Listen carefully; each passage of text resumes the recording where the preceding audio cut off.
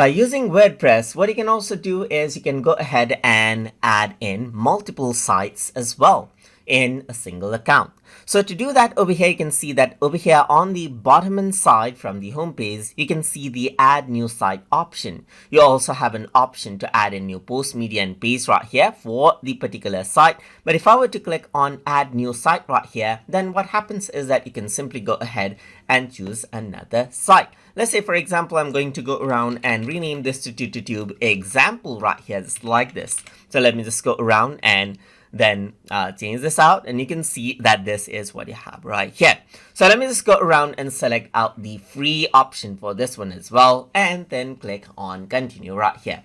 So now I'm going to go ahead and start around with the free domain for this, and then what happens is that you simply have all of these right here. So let me just go around over here, and let's just go around and click on let's say, for example, publish a blog. Click on next right here, just like this, and I'm going to go ahead and pick a theme right here as well. So let's just go ahead and pick this theme right here, and then you can see that I can customize it out. So let's just go around and continue. So it's just like setting up your site for the first time right here.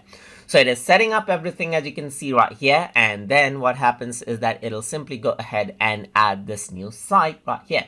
So you can see that this is what you have. So you need to go ahead and wait for a while.